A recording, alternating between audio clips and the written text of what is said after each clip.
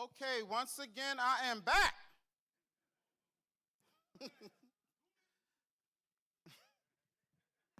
I'll see you in a minute, Glover. But what we're going to do right now, and I'm going to say this in the best way that I can. We got a lot of colors up in here tonight.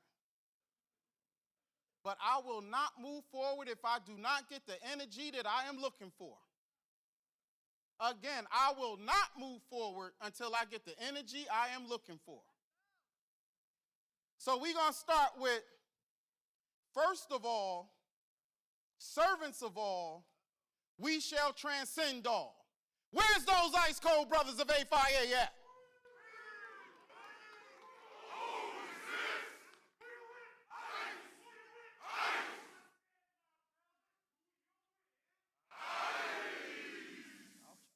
I like how we started that off.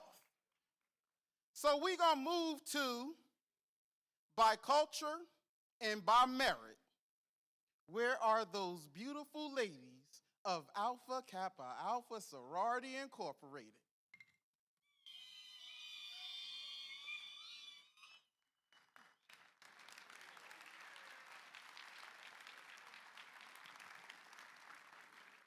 Achievement in every field of humanity endeavors. Where are those brothers of Kappa Alpha Psi Fraternity Incorporated?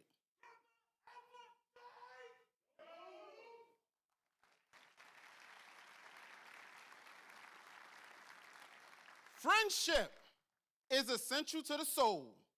Where are the brothers of Omega Psi Phi Fraternity Incorporated?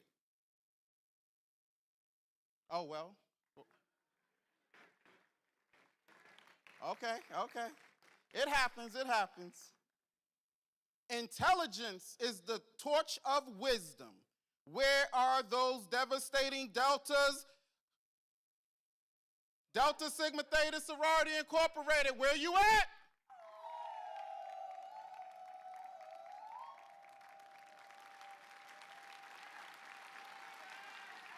All right.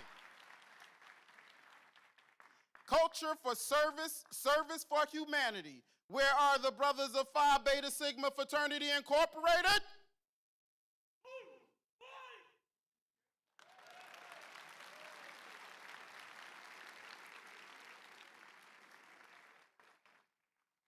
A community conscience, action-oriented organization. Where are the ladies of Zeta Phi Beta Sorority Incorporated?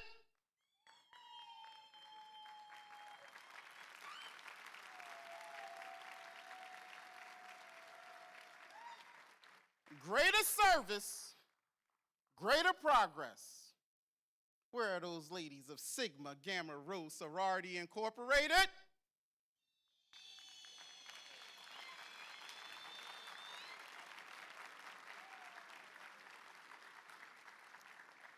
Building a tradition, not resting upon one. Where are the brothers of Iota Phi Theta Fraternity Incorporated? My bad.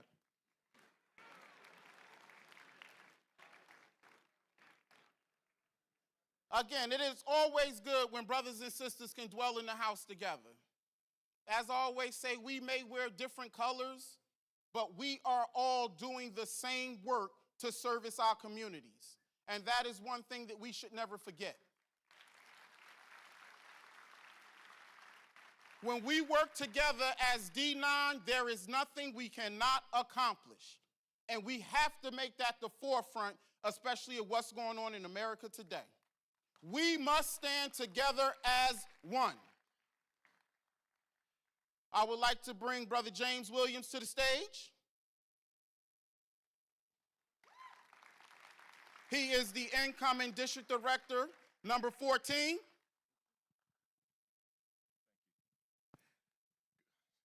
Knock my phone out of my hand. So I ruined this whole thing. Good evening, everyone. I am James Williams. I have the pleasure of serving as the executive director for the New Jersey Association for Alpha Phi Alpha chapters, and I will be the 14th district director for this great district. So it is my honor to bring out the respective representatives for each of the organizations as they will bring greetings to our esteemed Eastern Regional Vice President, Brother Rasheen Smith. So first up, we have Soror Keisha Butler Thomas, Area 6 Coordinator, Sigma Gamma Rho Sorority Incorporated.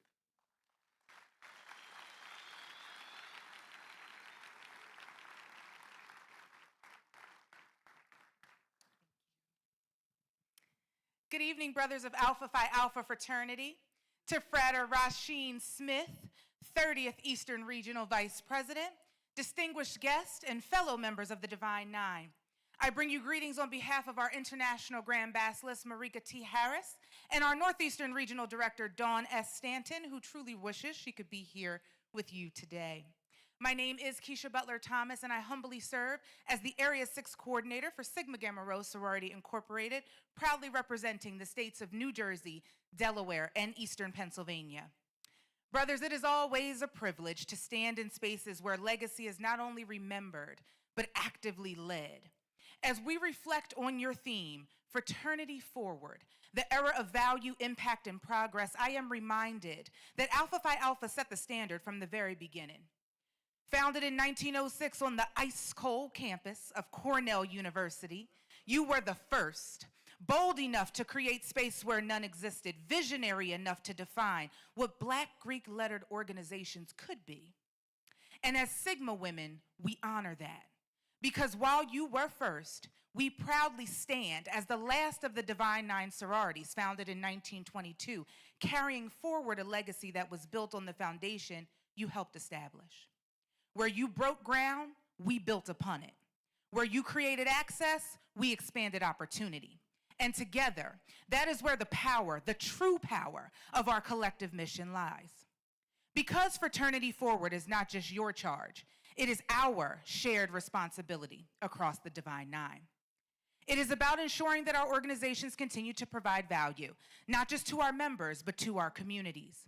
It is not about just making impact. It's about movements. And it's about sustaining progress, not just for today, but for the generations to come.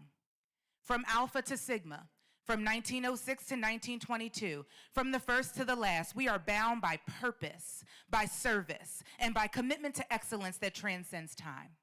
So as you continue to move fraternity forward, know that Sigma Gamma Rho Sorority Incorporated stands with you, ready to partner, ready to serve, and ready to ensure that the legacy we inherited, is one that we elevate together. Congratulations on your 94th Eastern Regional Convention.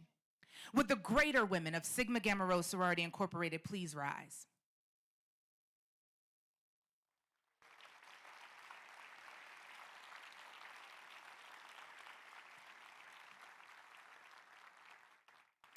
To Brother Rasheen and the Eastern Region, would you please accept a $750 donation to the William Ross Jr. Education Foundation from the ladies of Sigma Gamma Rho Sorority Incorporated.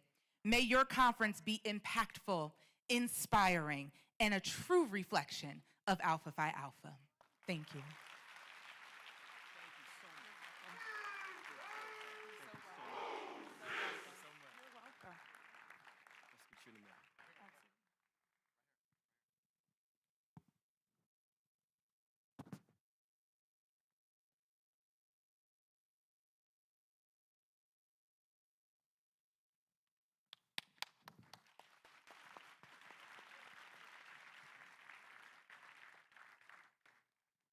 She did so well. She threatened me in the back. I just want y'all to know, don't get fooled by that wonderful speech. She threatened me. Yes, I did. I told him. Moving forward in this space of this blessed space, right? You know, where brothers are dwell together in unity. It is a blessed and anointed space. So we're going to bring forward Frater Ted Sanchez of Northeastern Province, the Regional Director of Kappa Alpha Psi Fraternity Incorporated.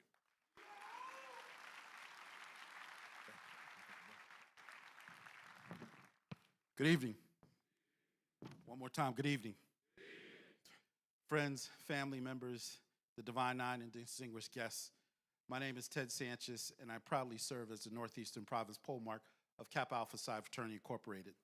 I bring you greetings on behalf of the Northeastern Province Board of Directors and the 35th International Grand Polemarch, Mr. Jimmy McMichael. For those of you who know the history of Kappa Alpha Psi, yes, we are that fraternity that was so nice that they named us twice. Yo. The Northeastern Province spans 10 states from New England to Dover, Delaware, and extends internationally to the United Kingdom and Germany. So we're sitting in my province right now. Across that footprint, our commitment remains the same. Achievement in every field of human endeavor, leadership with integrity, service that uplifts our communities. Tonight, I'm honored to stand with the 30th Eastern Regional Vice President, Frater Rasheen Smith, and the distinguished men of 06 Alpha Phi Alpha Fraternity Incorporated. It is a privilege to join you in celebrating excellence, recognizing impactful service, and uplifting the spirit of brotherhood and community that binds us all. This evening is more than a gathering. It is a reflection of legacy, of shared purpose, and of enduring power of service. It is a testament to what we can be accomplished when leadership meets commitment and when community remains at the center of all we do. So to all gathered here tonight, thank you for your presence, your passion, and your continued dedication to making a difference. In closing, thank you for the opportunity to share in this incredible evening. I wish each of you continued success in all of your endeavors, both personally and professionally. Tonight, I lift a cup of joy, prosperity, and good health to each of you. And as I certainly often remind the brothers of Kappa Alpha Psi that I work with each and every day, your perception of me is a reflection of you. My reaction to you is an awareness of me. May we all continue to grow in wisdom, lead with intention, and serve with humility. May God continue to bless your families, your service, and your purpose. Thank you and good evening. I do have two things that I did want to share. Frater Smith, if you could come forward. I'm going to make you carry some crimson and cream. So, something personally for you, my brother. Keep serving, keep leading. And I also have a secondary piece here, which is a $500 check to the Alpha Phi Alpha Educational Foundation on behalf of Kappa Alpha Psi. Thank you all. God bless you.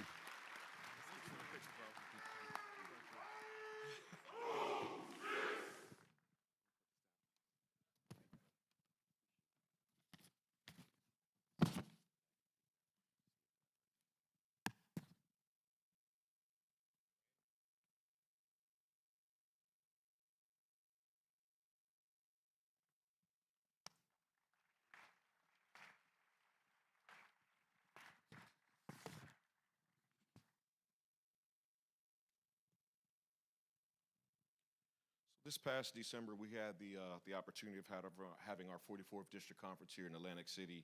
And one of the organizations that we honored for their tremendous community service was the Atlantic City Alumni Chapter of Delta Sigma Theta Sorority Incorporated. So it is my honor to bring forth their chapter president, Soror Robin Dunn.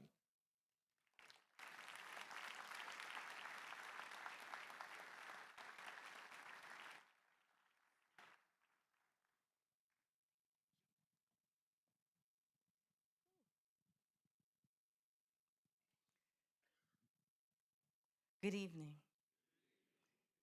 Will my sorors please stand?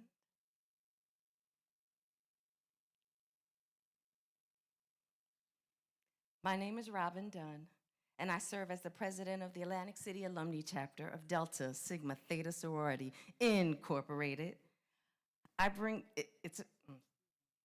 It brings me great pleasure to bring greetings on behalf of the Eastern Regional Director, Dr. Marie Carmel Darndese Presley, and our Eastern Regional Representative, Amina Quascut. Alpha Phi Alpha Fraternity Incorporated, the first of the Divine Nine. Welcome to your 94th Eastern Regional Conference. We see you and we celebrate you. It is my honor to stand before you tonight and celebrate men who have long stood beside us in the fight for justice, excellence, and the advancement of our people. Since December 4th, 1906, Alpha Phi Alpha has been more than a fraternity. It's been a covenant, a promise made by 7 visionary men at Cornell University that Black excellence is not to be a whisper in America, but a roar. Through the voices of Frederick Douglass, W.E.B. Du Bois, Thurgood Marshall, Dr. Martin Luther King, Alpha Phi Alpha has shaped the conscience of a nation. The theme of your convention, Fraternity Forward, the era of value, impact, and progress, is a call to action rooted in purpose with intentional leadership, measurable community impact, and bold, lasting progress for generations to come. As Delta women, we know this story very well because we have walked beside you, we have sat in the same war rooms, marched on the same streets, and built the same communities.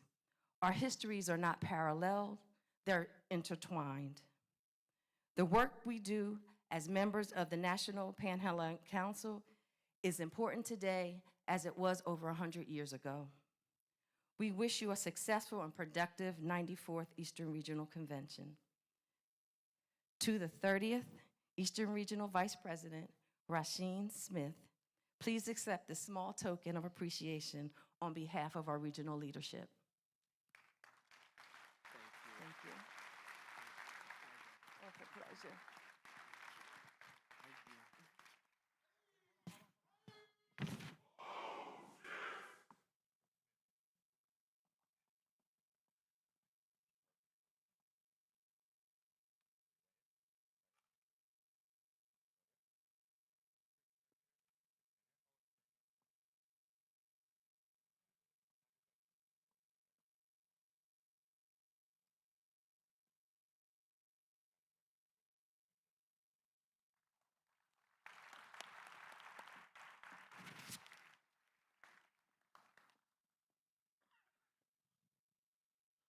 So next to the stage to bring greetings on behalf of her organization, the Honorable Beverly Tatham, Atlantic Regional Director, Zeta Phi Beta Sorority Incorporated.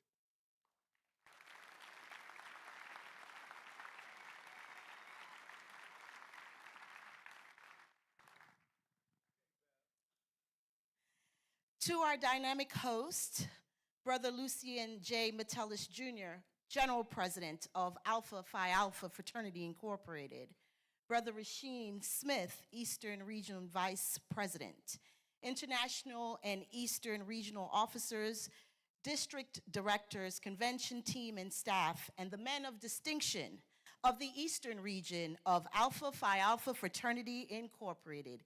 Good evening. My name is Beverly Tatham, and I am honored to serve as the Regional Director for the awesome, amazing, astounding, and trendsetting Atlantic region of Zeta Phi Beta Sorority Incorporated. I extend warm and sisterly greetings on behalf of the trailblazing sorors, Zeta Amici, Zeta Male Network, and youth affiliates hailing from New Hampshire to Maryland, Belgium, Gambia, Germany, Ghana, Greater London, Liberia, and Senegal. Congratulations, Brother Regional Vice President Smith, as you convene this 94th Eastern Regional Convention. And what better backdrop for this convention than the vibrant Atlantic City, where legacy meets possibility and where vision can both be renewed and reimagined. Alpha men of distinction, your presence this weekend is a powerful testament to your enduring commitment to scholarship, fellowship, good character, and uplifting of humanity. Principles that define not only your founding, but the very soul of every Alpha man. It is your kinship, your shared values, and your unwavering dedication to advancement of Black people across the globe that continues to set the standard. Your brotherhood ensures that you persevere through challenge, you model excellence, and that every space you enter is elevated simply because you were there. But I must say, what I appreciate most is that for Alpha men, brotherhood is not just a word, it is impact. And impact is on full display this weekend. Your convention theme, Fraternity Forward, the era of value, impact, and progress, is not just timely, but necessary for such a time as this that demands bold leadership and intentional action that must anchor the mission-critical work of our respective organizations. This weekend, as you roll up your sleeves to meet the need of this community, support students whose dreams deserve every opportunity to thrive, equipping attendees, with the tools for leadership, legacy, and life, or engaging in critical conversations around the state of the Black agenda, you are doing what Alpha men have always done: create value in others with the currency of your presence. Through your national programs, you continue to champion progress, ensuring that our communities are not only heard but empowered, and that maternal health and birth outcomes for our Black mamas and our children are prioritized and protected. Joining me tonight, we have our International First Vice President, Soragina Merritt Epps, Esquire. Please stand. Thank you for being here, Madam First. At this time, I also ask my SORAS President to please stand. On behalf of our International President and CEO, Dr. Stacy N.C. Grant, the International Board of Directors, the elected and appointed officers, representatives, and finer women of the Atlantic region, please know that we stand as ready partners in service. Brother Regional Vice President Smith, thank you for the opportunity to extend greetings to this august body. A meaningful donation has been sent from the Atlantic region to your scholarship fund as a symbol of our continued partnership, and it was sent directly to your treasurer. We believe in efficiency. And to the men of Alpha gathered here, may this convention renew your vision, strengthen your brotherhood, and may it deepen your resolve to lead with courage, conviction, and service. For as your motto so powerfully reminds us, first of all, servants of all, we shall transcend all. Best wishes for a powerful, productive, and memorable convention. Thank you, and God bless you.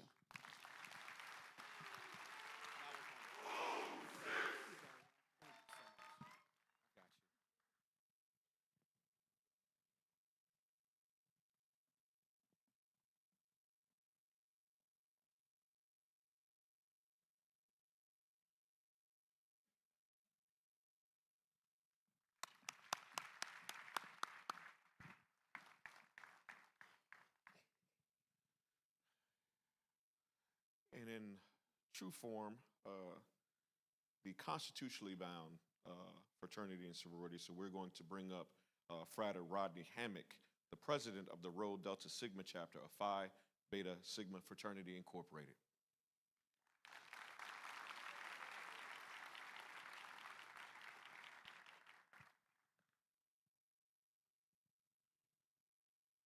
Good evening, everyone. Hello, brothers of Alpha Phi Alpha Fraternity Incorporated, Frater Rasheen Smith, and welcome to Atlantic City, also known as America's Playground. My name is Rodney Hammock, and I'm the immediate president of Rho Delta Sigma chapter of Phi Beta Sigma Fraternity Incorporated. On behalf of our 37th International President, Honorable Brother David A. Turner, and our 28th Eastern Regional Director, Honorable Brother Nigel Coelho, and our New Jersey State Area Brother Kabina Thomas. It is both an honor and a privilege to extend warm greetings.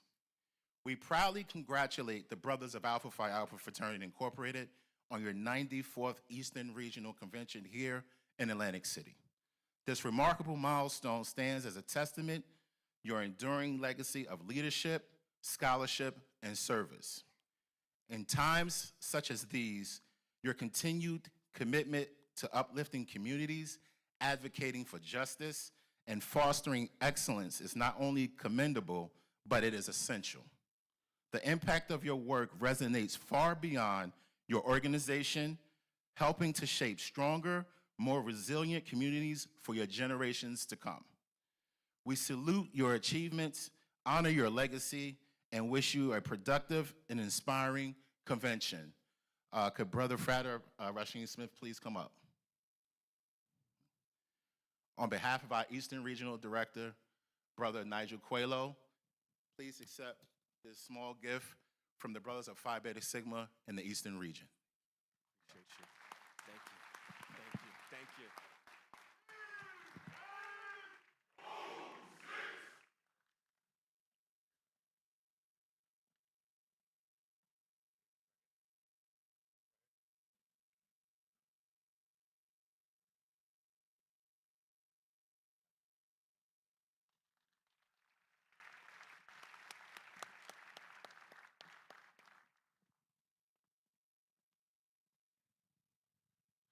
So our last presenter. So one of the unknown things that happens at our Eastern Regional Convention is we have amazing ladies programs, and I'll tie this in very, very briefly. So our amazing First Lady of Alpha East has been doing an amazing job of putting together programs for all the spouses and ladies that have attended the regional convention. So why am I saying this? So what I would consider the First Lady of Atlantic City.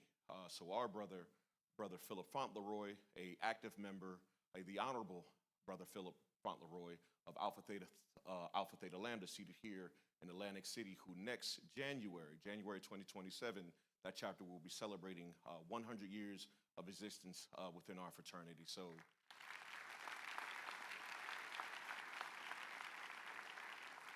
one of the two pillars, so Alpha Theta Lambda and also our brothers in Newark, Alpha Lambda, will be celebrating 100 years. So why do I bring that up? So our next presenter, the spouse, the partner, the champion, a president and a dynamic person in her own right, our last presenter, Soror Diane Fauntleroy of Alpha Kappa Alpha Sorority Incorporated. Our dear brother's wonderful, wonderful spouse. Richard, I said Philip.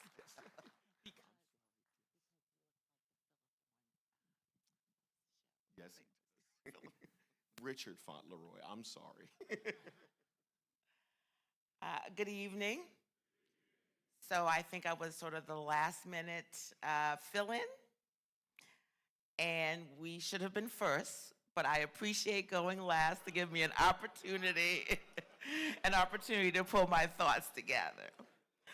On behalf of the North Atlantic Regional Director, Sister Alicia McGee-Spearman, our Cluster 4 coordinators, Sister Yami Hamilton and Adrian King, and our sisters of the North Atlantic region of Alpha Kappa Alpha Sorority Incorporated, and all members of Alpha Kappa Alpha Sorority Incorporated present.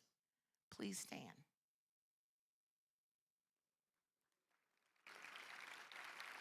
To Brother Rasheem Smith, Regional Vice President, Brother Alexander McLucas, District Director, and all brothers of Alpha Phi Alpha Fraternity Incorporated, we greet you. We celebrate you on a successful 94th Eastern Regional Conference in Theta Kappa Omega Chapters, Charter Town, Atlantic City. As First Fam, we share a legacy of service. We also share a legacy of first as originators, innovators, leaders, trailblazers, community providers, community servers, and community builders.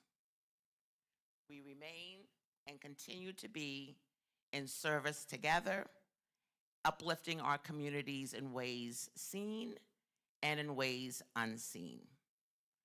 As brothers of Alpha Phi Alpha Fraternity Incorporated, you have set the standard for excellence among men. I know this because I live with one. The need to continue to stand in the way, to show the way, to lift our community through leadership and service is more critical than ever given the times that we face. We are your sisters in service, and as members of the Divine Nine as well, we look forward to continuing to serve with you, side by side, hand in hand, lifting each other, guiding each other in service to all mankind. Welcome to Atlantic City. Thank you for the opportunity to be here with you this evening. Congratulations and good luck on the remainder of your conference. Thank you so much, sir. Thank you.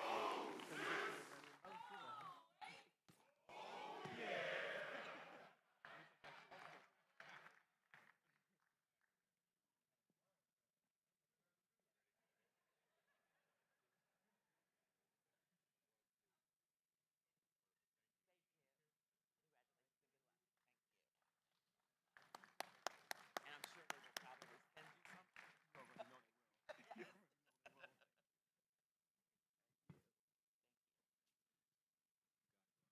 It's all about accountability. She just told me that she was supposed to be first. So thank you, Soror Font Leroy, your kind way of chastising me publicly. But, you know, I'll take that. I don't have a choice, right? So as we move forward, and I won't be long. So I'm going to ask all the brothers to rise. Brothers, join me as we bring to the stage the mayor of New Jersey, an initiate of Alpha Alpha Lambda, a son of a legend in his own right, the Honorable Brother Raz Baraka, the mayor of the city of Newark, New Jersey.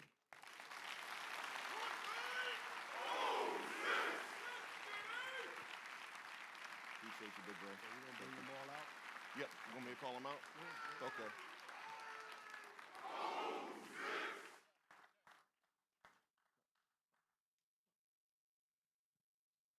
So now we're going to ask all the panelists for today's event to come on out and have a seat and begin to join Brother Baraka for this fruitful conversation.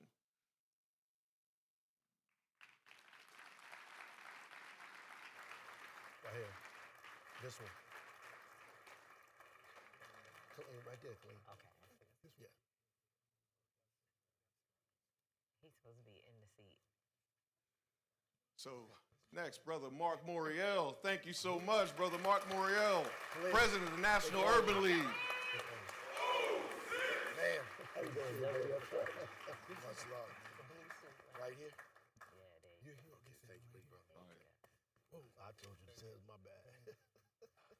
Got it. I'll tell Mark. I got it. So you can sit between the Next, we have an esteemed panelist, Miss Tamika Mallory. Oh, yes.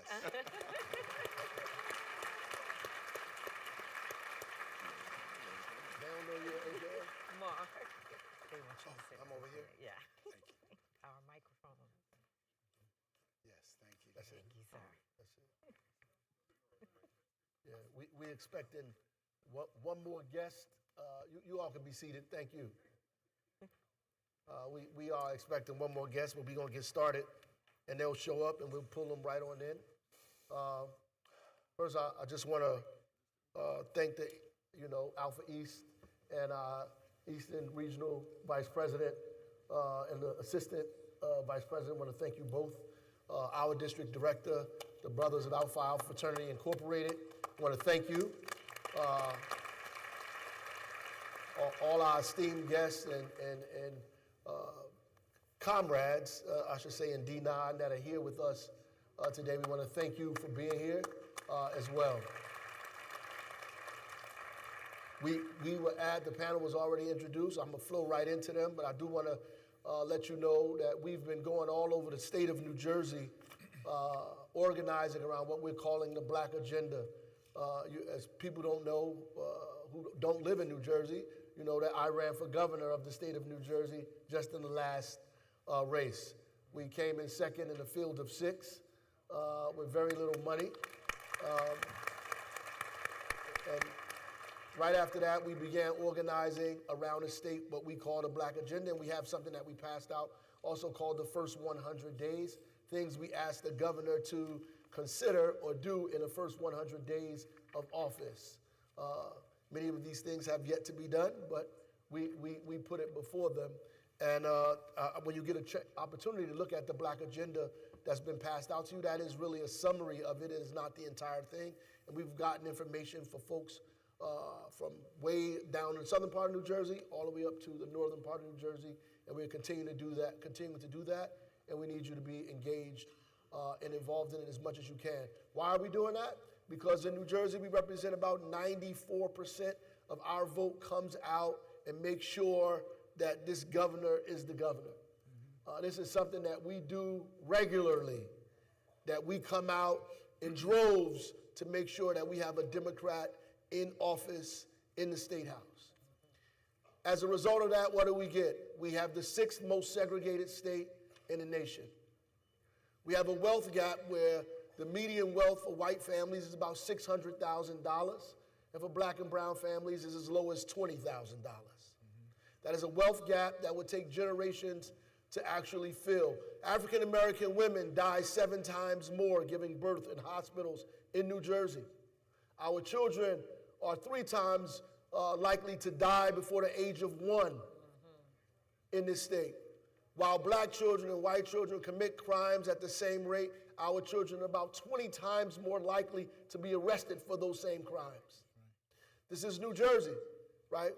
And I heard the brother say it was the northern slave state he referred to it as. But ultimately, we have real issues in the state of New Jersey, and us being in the Divine Nine, our leadership, we're supposed to be a lighthouse in the dark water, a bridge over troubled water.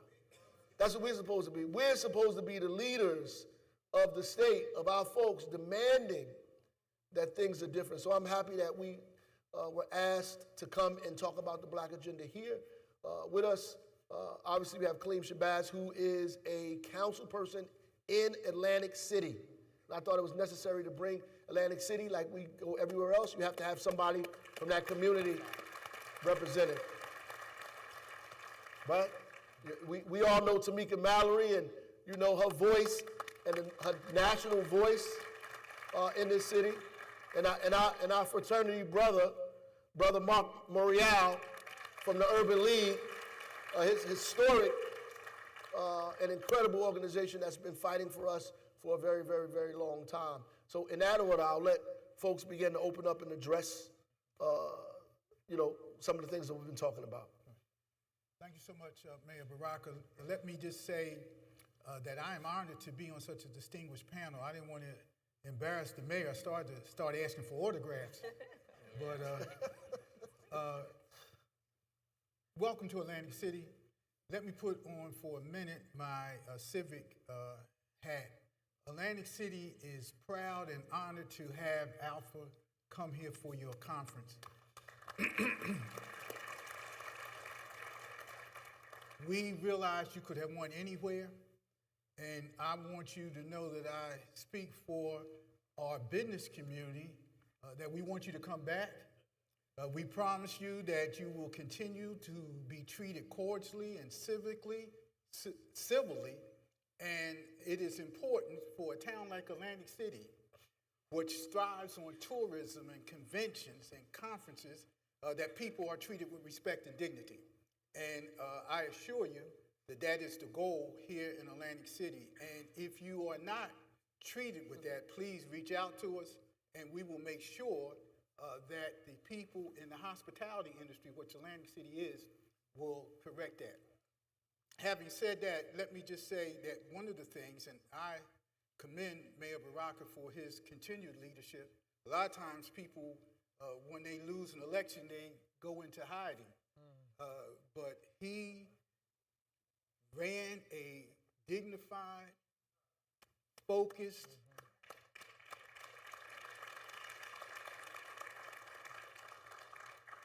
intelligent campaign. I was proud to support him, and I would say that given the resources that other people had, if he had those resources, he'd be sitting in Trenton as the mayor today. Governor. You are the mayor, governor.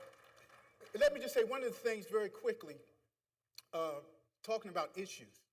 New Jersey Transit, which is the transit system for the state of New Jersey, came up with a policy position. Their policy position was that they would allow ICE agents to come into New Jersey Transit buses and trains without a warrant. As a local elected official, and I'm also happy to be the president of Atlantic City Branch of NAACP,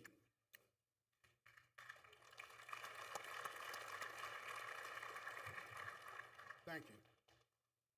You don't have to be a public policy expert to know that if you allow ICE agents who have proven that many times they are racist, many times they are overzealous, many times they are undertrained or inadequately trained, to allow them to come on public transportation and do whatever they think they're doing, that's a recipe for disaster.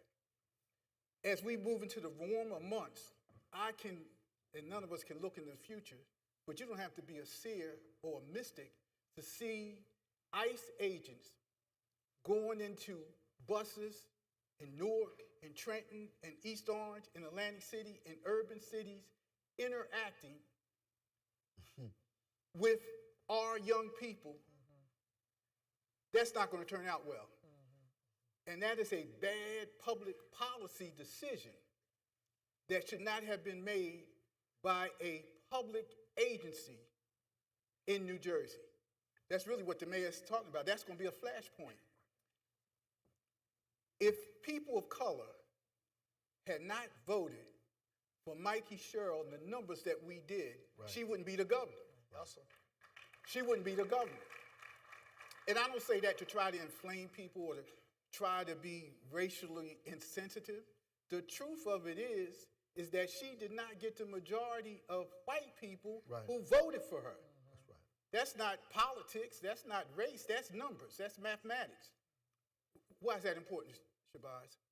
That's important because when public policy is made, it should be sensitive to the people who supported the public policy makers.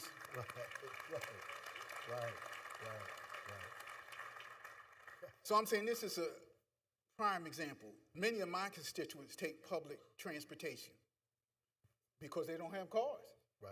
So I am saying we are adamantly opposed to New Jersey Transit carrying out that policy of having ICE agents come on public transportation vehicles and do whatever they think they're going to do. And lastly, let me just say this. Their rationale for this is that New Jersey Transit vehicles are public entities. Well, if you take that rationale, if they're a public entity and they're going to give them the right to do that, then we should let people ride for free. Yes, sir. But that's a real issue. You're going to hear more about that. I thank the mayor for his leadership in this distinguished panel. But that's one of the things that we have to take a strong stand on. Thank you.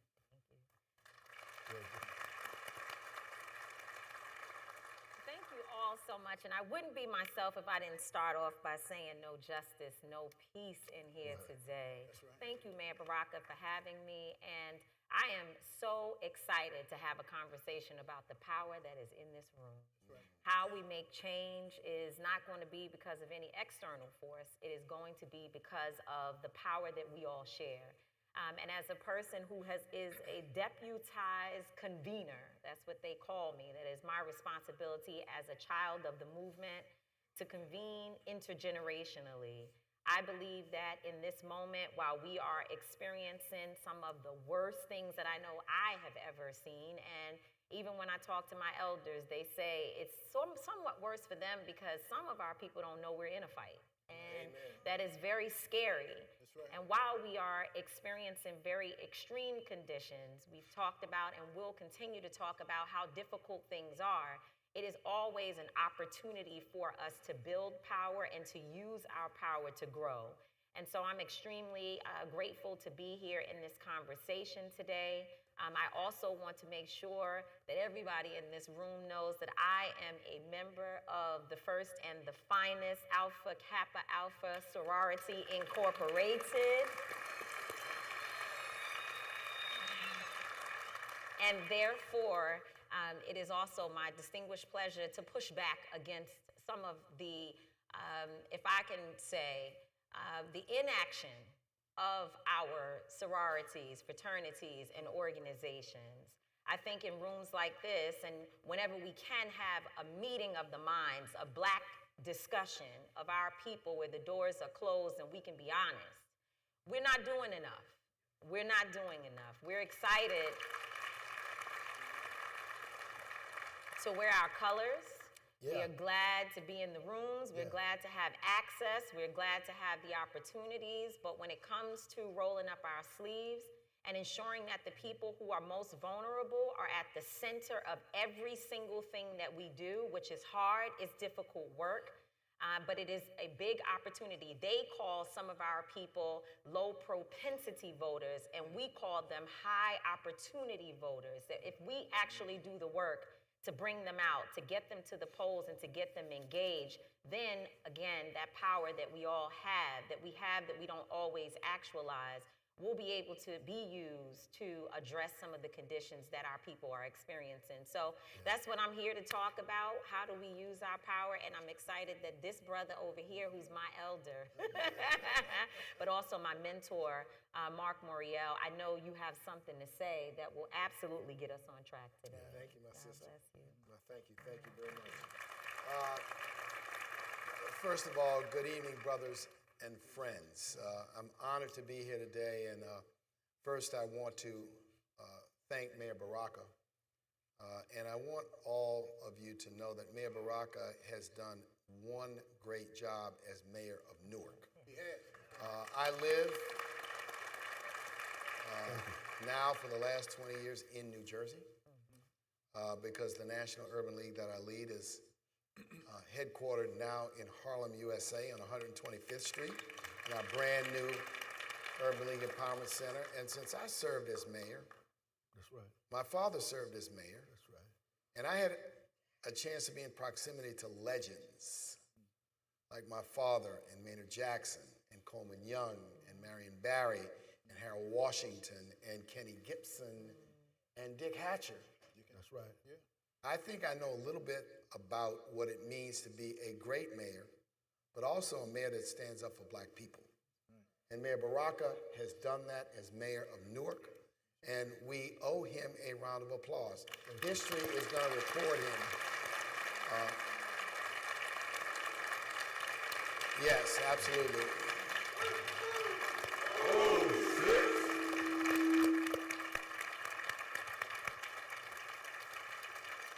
Second thing I want to say in a moment of personal privilege is that we are proud that in our family today I have a neophyte alpha and a neophyte AKA. My son just pledged Kappa Xi Lambda in New York City. My daughter just pledged Alpha Chapter AKA at Howard University. So I'm excited. And both of them are fourth generation. My son is fourth generation. My late grandfather pledged Beta Chapter at Howard in 1922. Wow. And my wife's grandmother, we think, pledged Alpha Chapter at Howard or at Hampton. We don't know which one, but she also pledged, we think, in the teens or in the 20s. So the proudness that I share, brothers, for what Alpha Phi Alpha represents. Yeah. What the Divine Nine family represents is something so very special. Next, I want to give my unqualified endorsement to this plan, this Black Agenda for New Jersey. I want to recommend, it is a policy document, it's not a political document, that this convention, each chapter in New Jersey, endorse this plan publicly. We have to put our weight. When the Congressional Black Caucus was founded in 1971 or 2, the late, great Ossie Davis addressed them. And he reminded those assembled that it was not the man, it was the plan. Right. That's right. He said it's not the rap, but the map. And that means that we have to focus on the utilization of our power. As Mayor Baraka outlined, the role that black voters played in the election of Mikey Sherrill as governor of this state, the same holds true almost to a person where Democrats have been elected as governors and mayors all across the nation. But where we have to do a better job is advancing our own plans. Not saying, well, what are you going to do for me, but to say, here's what we want you to do for us. And we've got to change the conversation and recalibrate the relationship in politics and in government and in governance to where we make demands for the policies that we want. This nation today has misplaced priorities. Since the year 2000, this nation has spent $25 trillion on wars. And a new one has just been started that costs the taxpayers $2 billion a day. We've seen this movie before. We blow up, we bomb. There's no real peace deal that comes about it. And then there's this plan for our dollars to be spent rebuilding what we blew up and what we bombed. This is absolute insanity. You take that $25 trillion and you just take half of it, and you could have solved the affordable housing crisis in this country. You take another piece of it, and every American would have affordable health care. You take another piece of it, and we could provide early childhood education to every single family in America. What, we have to do is not be bamboozled that when we advance our agenda, they say we can't afford it. How about the $4.5 trillion that is involved in this big, ugly bill? I say it's ugly, not ugly, ugly. That will go to the billionaire class in America. $4.5 trillion, Mayor Baraka, over 10 years. That's $400 billion a year in lost revenues to the government of the United States. The crisis in America today is misplaced priorities. And we need to reorder our steps as a nation. We need to reorder our agenda as a nation. And that's the big picture. What do I want to see? You see that big ugly bill? If there's a change in power, repeal it and replace it. You know what I want to say about ICE and the border control? Repeal them and come up with something that's just and fair. See, we've got to be about policy as a part of our politics and a part of what we ask for. Now, I want to just make this final comment. All roads lead to these midterms. Let me tell you about politics, though. And I'll tell you my own example. There's only been one instance for me as a voter where I have agreed completely with the candidate I voted for. Right, that's right. And that's when I was the candidate. That's right, that's right, that's right. I got to vote for people that I don't fully agree with. Right. I have to vote for people I think are boring. I have to vote for people who I may have some doubts about. But what I try to think about is voting for an agenda, not a personality. Right. And if we set the agenda, in New Jersey, it ought to be this plan. On the national level, we have some work to do to develop our agenda and our plan in terms of what we want. And then the conversation is, you want our support, sign on the dotted line and be a part of executing and implementing this plan. We got to change the way we think about things, but we got to vote. See, I know, and Tamika and I were talking about this, they're coming with games and disinformation. That's it. That's right. They're coming with confusion and division. They're coming with everything to get us confused so we don't want to vote, and they get a pass, and they'll try to intimidate us and bamboozle us, and they'll retain power. We got to remember that this nation respects political power and economic power. That's about it. And so we got to leverage what we have, that people who wore the black and gold, whether it was Thurgood Marshall or Martin Luther King, or going all the way back to when this great fraternity came up with the call to action of voteless people is a hopeless people. We got to re-engineer that, re-energize that for this, the 2026 election. Brothers and friends, we cannot sleep. So I want to pose a question, but before I do that, I missed one data point that I need to say because I was at a meeting here earlier today about wealth. That in New Jersey, less than 1% of all of the dollars that are procured in the state of New Jersey go to black and brown businesses, right? This is why we vote at a rate of 94%. In the county where I live, in Essex County, less than 0.5% in a county that's predominantly black and brown. And to put it, to make it clearer to you, there are 20,000 more additional black families in Essex County than white. But white families in Essex County own more homes than black and brown families combined. That's our wealth. That's the wealth we're talking about, right? So we have to spend more time on the meat. A lot of times when we get together, we spend too much time on appetizers, and we don't get, and we rush through the dinner, right? Or we spend too much time in the hallway and not in the actual forum, right? We spend too much time getting dressed for the dance, and by the time we get there, we only got 30 minutes left before the dance is over. We're worried about the things that are peripheral, the things that we can see, the view, and not the meat of what's going on, which is why we're chasing these people, right, when we should be leading them. So the question I would ask is, how do we,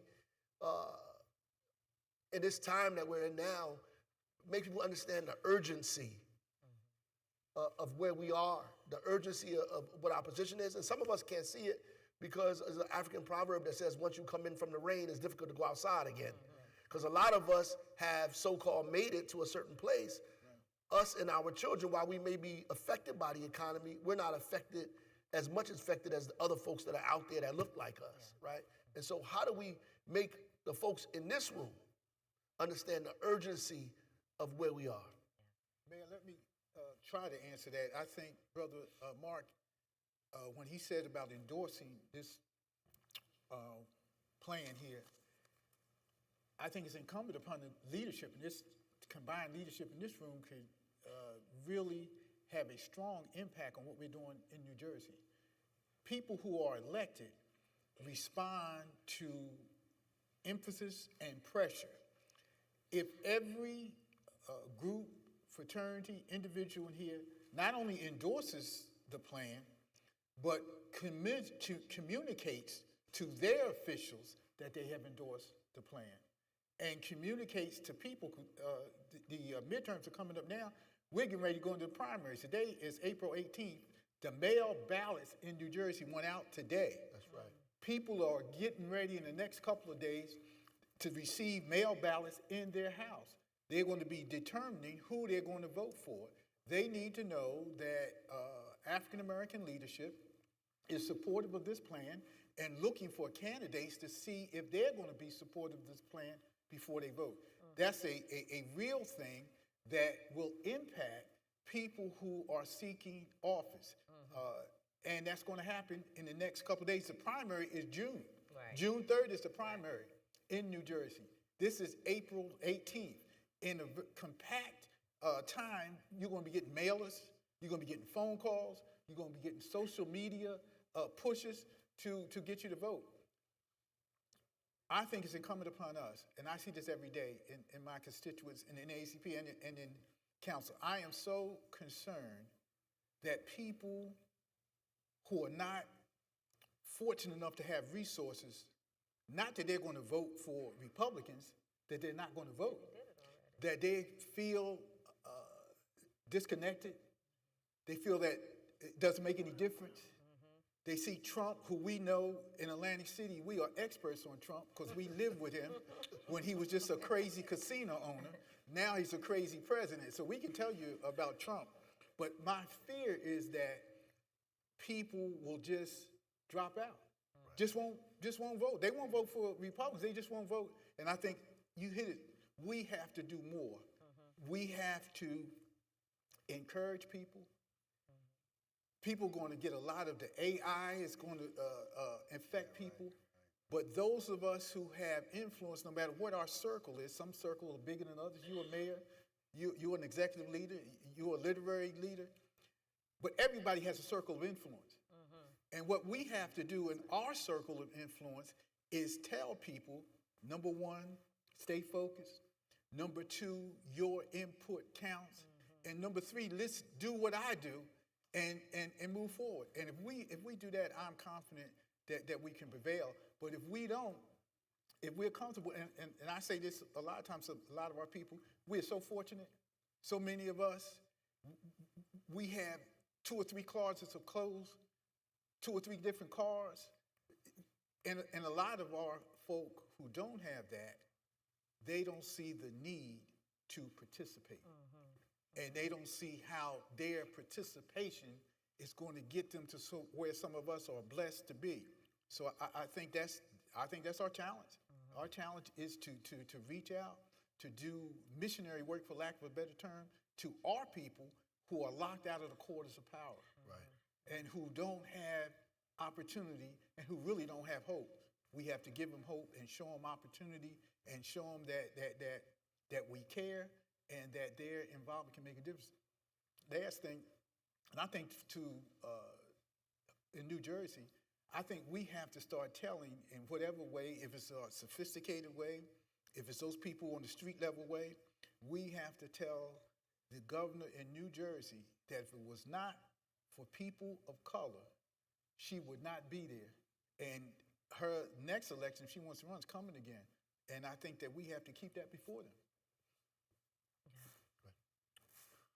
Just trying to be thoughtful about sort of where we sit in this moment. I mean, first of all, what you said about the real fear of people staying home, we know that's real because we know that is what happened in the last presidential race. A lot of people stayed home. And to be quite honest, people who live in your house stayed home. Right. We got folks who have children and family members and friends that they never even talk to about the election. Part of the issue is that we are afraid of confrontation in our families, in our circles, and we have to get away from that. We have to walk away from this idea that we're not political when we're living in a society where literally everything that is happening to us every single day is political, from the air we drink to the air we breathe to the water we drink, the food we eat, how our children are being educated. It is all political. I was reading something the other day that talked about penmanship. And how it was a policy decision to remove cursive from the education system. A policy decision was made. It wasn't based upon research. It was based upon the fact that you could do more quicker with, a computer. And meanwhile, now our children have a harder time being able to read and understand words based upon the time it took to actually write out letters. And I think about all of the policy decisions that are being made in this moment that impacts us, and yet so many of my friends and family members tell me they turn the TV off, they don't want to hear it, it's too much, I'm not political, I don't want to be involved in those issues. If we're going to do more, we have to start with disowning that language and just getting rid of it and understanding that we're actually sitting in probably one of the most political times of all of our lives.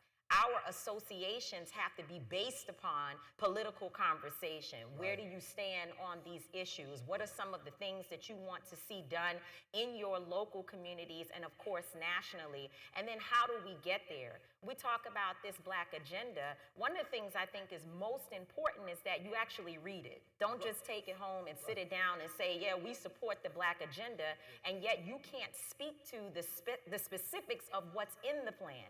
Because telling people that Trump is a bad guy has not worked. It has not worked. It is not a good organizing strategy among all of the different groups. Because as far as they're concerned, a whole lot of people who look like them, people who are in their communities today, are bad people. They're not doing a good job in terms of being in elected position or in positions of leadership. They want to hear the policy plan.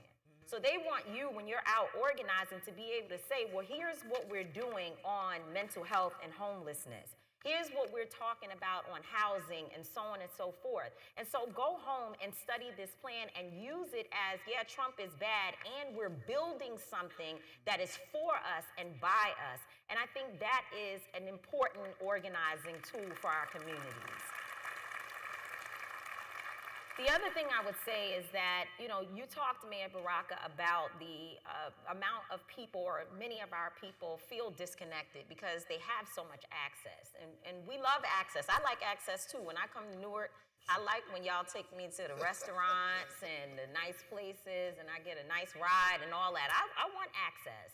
I deserve that. I work hard every day, and I should have the finer things in life, and we should not let anyone make us feel that we shouldn't have those things. Right. But the problem is that too many of our people don't have that access.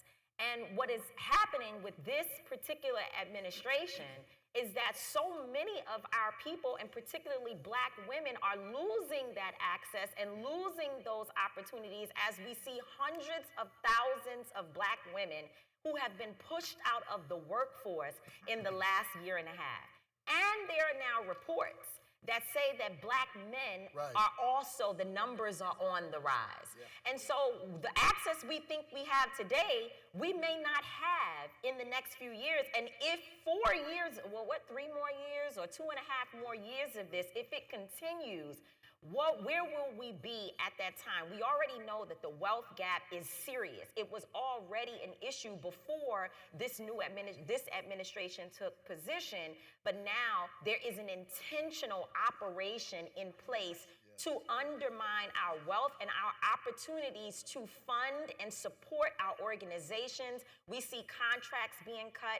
We've got violence prevention groups in New York City who, under this administration, have lost $2 million or more. I know that also in Newark, you all saw cuts from the federal government to be able to do things across the country like mental health support, addiction prevention work, violence prevention work. So they're very intentional. They know what they're doing. So now the question is, with the little bit of money that you might have left in your pocket, who are you giving it to?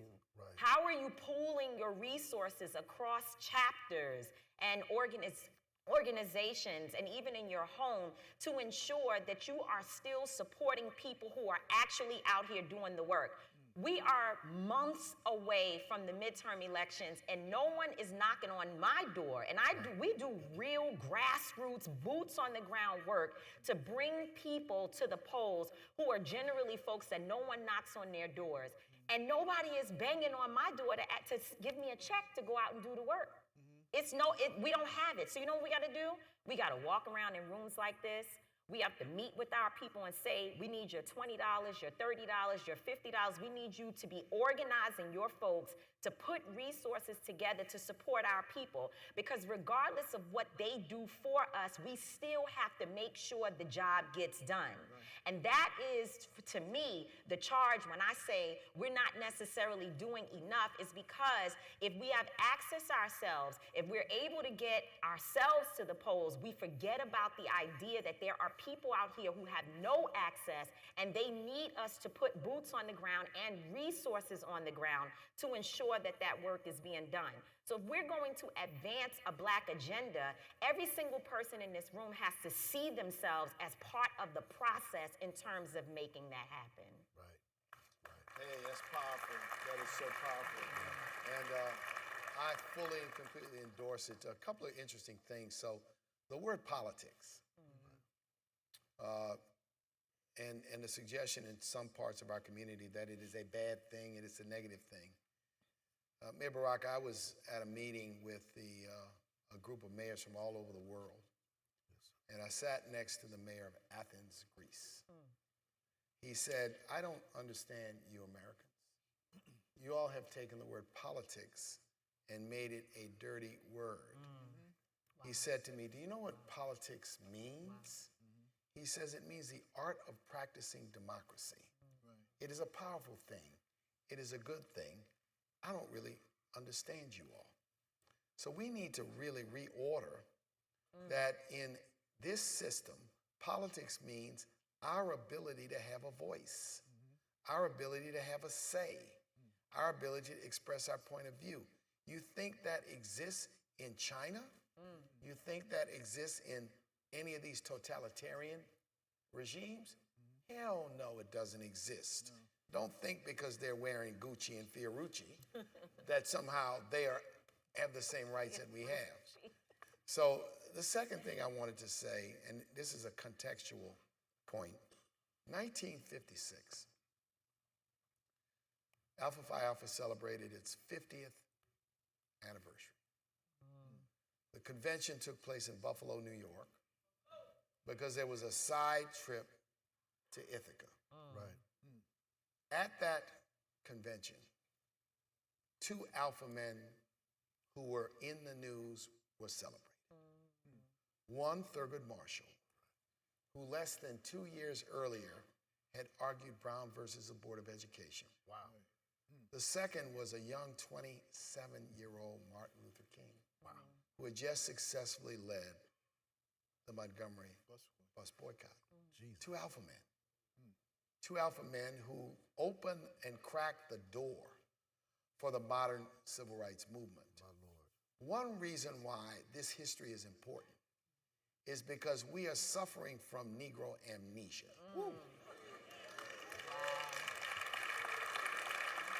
And we're suffering from not understanding that all of us had the opportunity to walk through doors because of the sacrifices and struggles of others just less than 70 years ago. Right. And now there is an active, well-funded effort to strip away every single gain. Think about the idea that the Supreme Court would declare the Voting Rights Act unconstitutional. Right. The absurdity of it. The intellectual dishonesty of it. Think of the twisting of the words diversity, equity, and inclusion, which is nothing but leveling the playing field to give us all a chance, as something perverse and negative.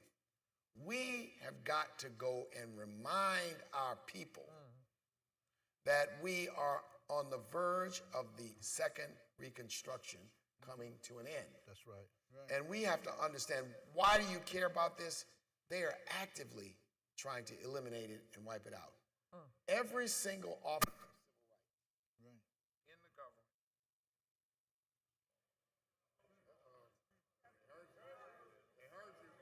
1, 2, 1, 2. He said that they heard you. Go ahead. Give me a hand, y'all. Just give me a hand.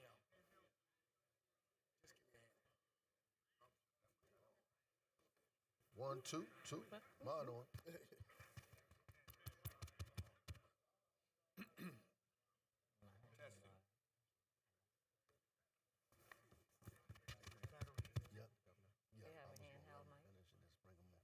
So while we get this fixed, I don't know if it's just the power of what you were saying, or but we have our last guest that has joined us this evening, and I want us to, brothers from Alpha Phi Alpha especially, to stand up for us, please, and welcome to the stage the governor of Maryland, Brother Wes Moore.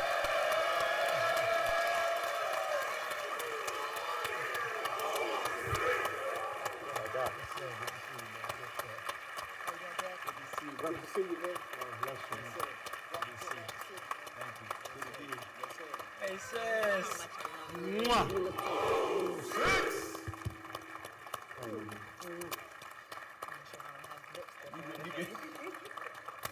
My brother. Brother, how you doing? God bless you. Beautiful. We'll get together soon. Yes, sir.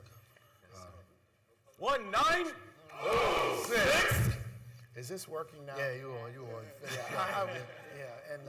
Let's give the governor another round of applause, because,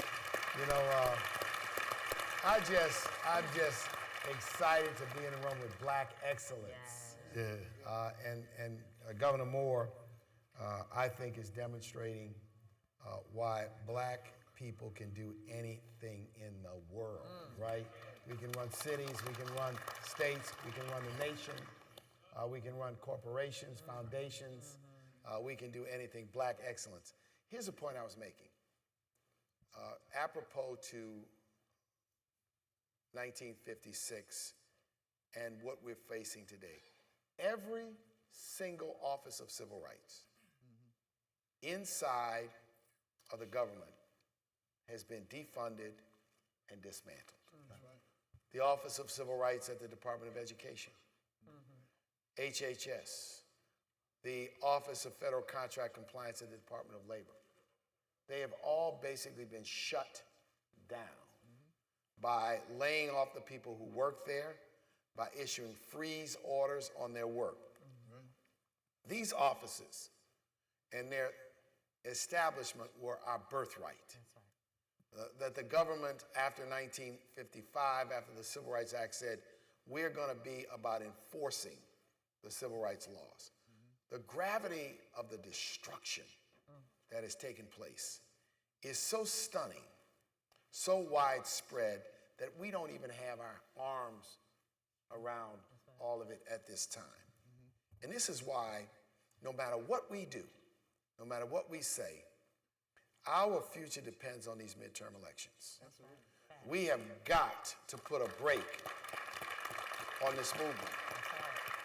And I know that alpha men all across the nation, not only in the East, we once again have to rise up and look ourselves and challenge ourselves to even be stronger and greater leaders, to mobilize our communities, to talk to our communities, to be active and involved.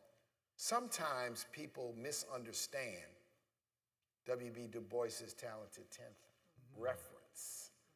He did not mean that it was some kind of an elite thing. He talked about the responsibility that the Talented 10th had to the rest of Black America.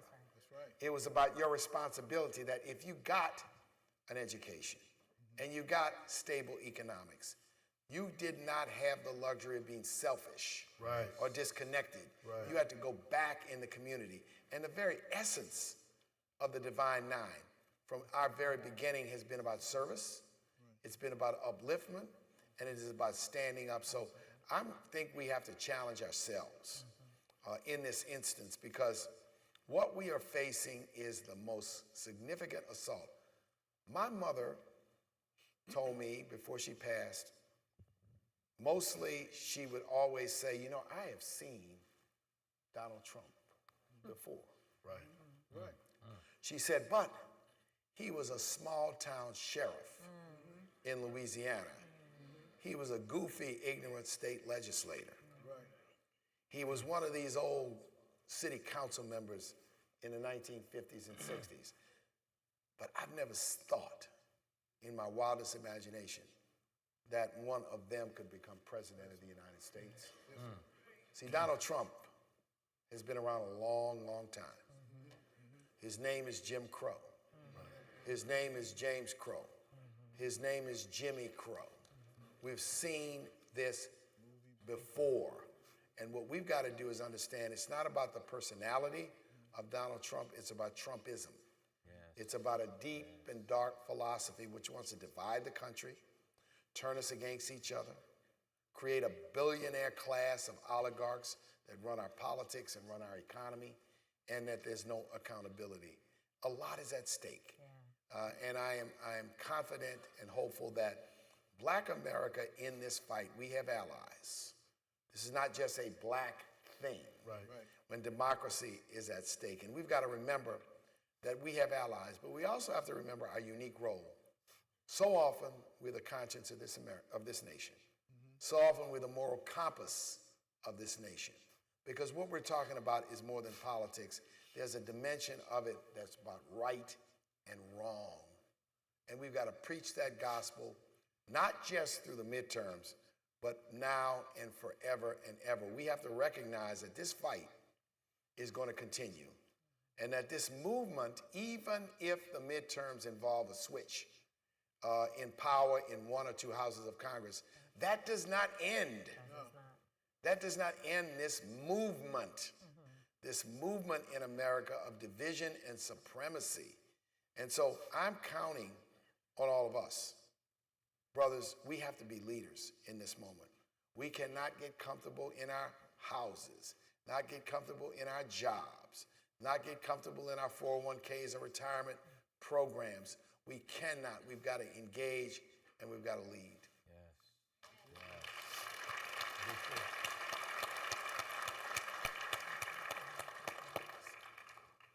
So, Brother Governor Westmore just joined us. We want to give him the opportunity.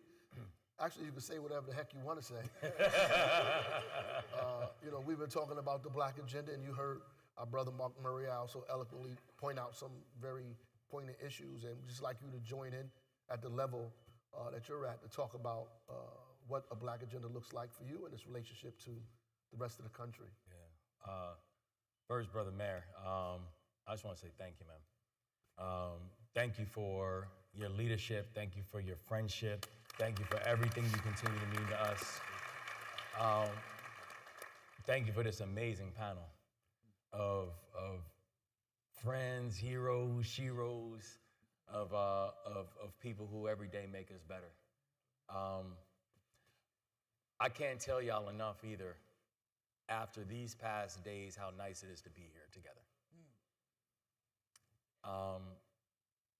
I can't tell you enough after these past months and after this past year, how good it is to be here together. And, you know, it's one thing I have just decided is I'm exhausted by the conversations about how powerful the president is. Because I feel like, and one of the reasons that I was so taken by what you said, Brother Morial, and again, can we just give him another shout out for his leadership and what he continues to do? Because he continued to remind us of something that, you know, and I think about something my grandfather used to tell me, where he said, don't let someone take something away from you when they never gave it to you in the first place.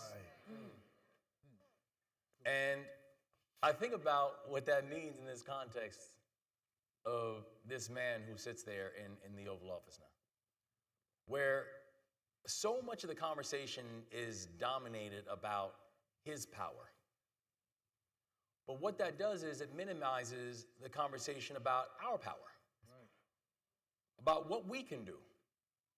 And that we do have a unique opportunity right now, not just to push back against this chaos and this intentional disenfranchisement and this intentional robbing of legacies, but about what we can do to actually show and prove that there is another way and there's a different direction that we can go in. And people have said, they're like, you know, it's a really difficult time to govern. And I understand that point, and it's real. And listen, to be clear, when I think about the state of Maryland, there is no state who's been under a greater measure of assault than Maryland over the process of this past year. That this is a federal administration that has now fired over 31,000 Marylanders who are federal workers, more than any other state in this country. 31,000 people have been fired in a year in one state. If you include federally adjacent jobs, the number is over 40,000. That's what I've had to deal with. Watching an entire economy change. What we've had to deal with over the past year has been watching for our public universities. The numbers is hovering around $300 to $400 million that have been taken away from their balance sheet. If you include our private universities, it's in the billions. Our HBCUs have had everything from basic grants and research grants to scholarship programs completely pulled away. And I'm very proud of the fact that we happen to be home of 4 of the top HBCUs in the United States of America, in the state of Maryland. That we have watched attempts to be able to ban our history and ban our books. That we have watched masked agents roaming through our neighborhoods and our communities without any due process trying to determine who belongs here and who doesn't. And so I get when people talk about what has been the impact of this past year. However, what we've just decided to do is They want to show us the power of the presidency. I'm about to show them the power of a governor.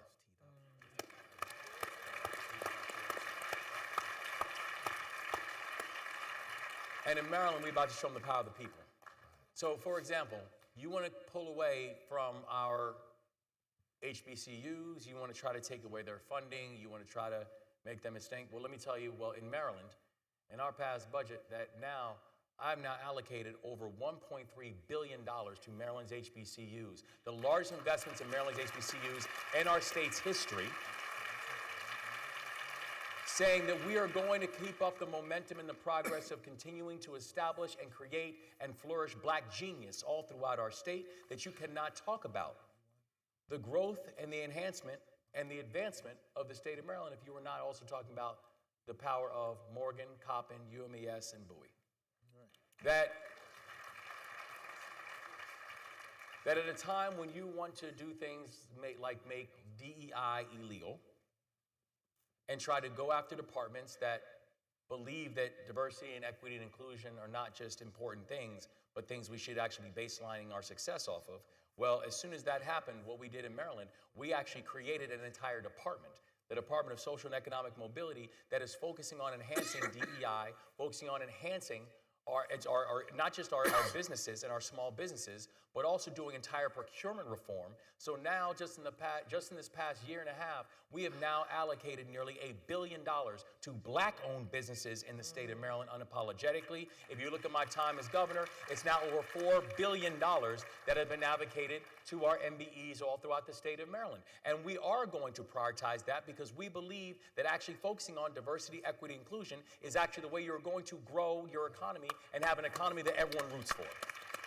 That at a time when you want to try to ban our books and ban our history, well, I signed legislation banning the banning of books. You cannot ban books inside of the state of Maryland. And so I actually think this is actually a very powerful and unique time. Because I do believe this, you know, there are summer soldiers and there are winter soldiers. And it's easy to be a summer soldier. Because it's easy to be a soldier when the weather's nice, when the days are long, when the sun is out. It's simple to be a summer soldier. Right now, we're figuring out who the winter soldiers are. Right now, we're figuring out who are the ones that are willing to lead in tough conditions, in difficult circumstances, when everything is not easy. And I know I learned this in the Army. I never learned anything about anybody in times of ease. Because in easy times, anybody can show me anything. If you ever want to learn anything about anybody, watch them when it was hard. Because that's when you really get an understanding about somebody's mettle. And that's what I think this test is now us. These are hard times. These are challenging times, and no one can deny that nor minimize that. We literally have a president who is using the Constitution like it's a suggestion box. We have someone who is actively trying to steal the elections in November. And not by using one strategy. I'm talking like he's going after the Voting Rights Act. He's trying to nationalize elections. He's trying to get federal troops to guard voting boxes. He's trying to pick and choose which states do mid-decade redistricting. Like, it is right in our face, in broad daylight. And that's why we need winter soldiers. That's why we need to make sure that in this moment, that again, we get what they're trying to do. Make them remember what we're trying to do. And that's why I think that we're getting a chance and getting a better understanding of what exactly is not just going to be required for the right now, but what's going to be required to actually build a society that those who came before us hope for, and a society that those who come after us they deserve. And we can be the ones that actually forge that.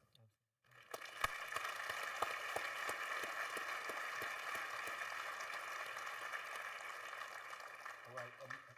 Do we want to go to the audience or no?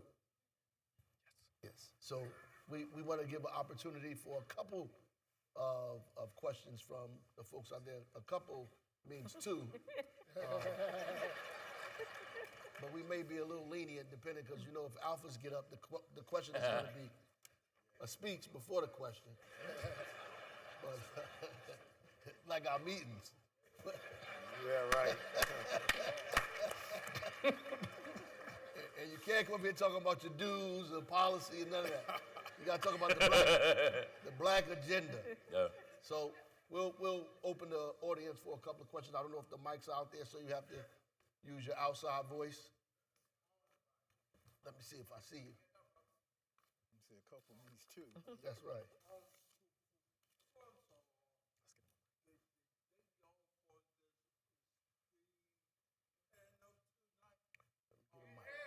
We're going to get a mic to him. Yeah. Let me get a mic to him.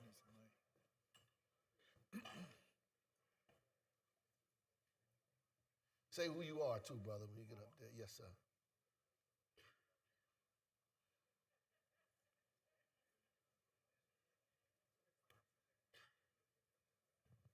We want the one that works.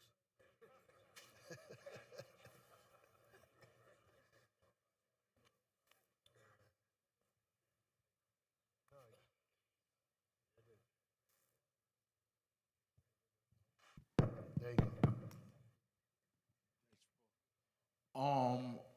Good evening.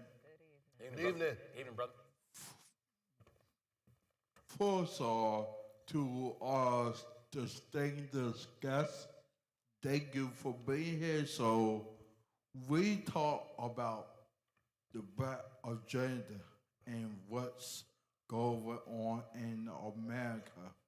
But can y'all talk about really quick how also the disability, the black community in the disability area, because I'm a advocate, how they is also being disproportionate, and can y'all also really fast talk about how we can progress the black disabled vote, because more often than one, that's a chunk of the board that are being missed.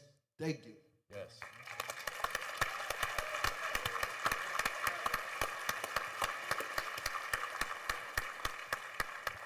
Anybody can jump in. I was just gonna. Go ahead. Hello. You on? Oh, good. Can you hear me? Yeah. Great. I was just going to say, I'm sure the governor has more to say about the disability community, but we appreciate you, brother, for standing up and raising that concern. Because we know that oftentimes in our organizations, it is not a priority for us to talk about the other able community. And I have a person in my family, but because the parents haven't told me I could say who the person is, I'll be careful. But I have a person very close to me in my family who's very young, who I've learned is likely autistic. And as I have been attempting to navigate with the family around advocating for this young person, there are grave disparities, serious issues. And I have the opportunity to sit in rooms with chancellors and mayors and others, and it really saddens me that I have the access that so many others don't have. So imagine what these families are dealing with in trying to get the services necessary to accommodate our young people. They say that early intervention, for one, and I know there are many different disabilities, but I'm only speaking from my own experience. They say early intervention is so important, and yet you can't get occupational therapy and speech therapy for your children at a young age.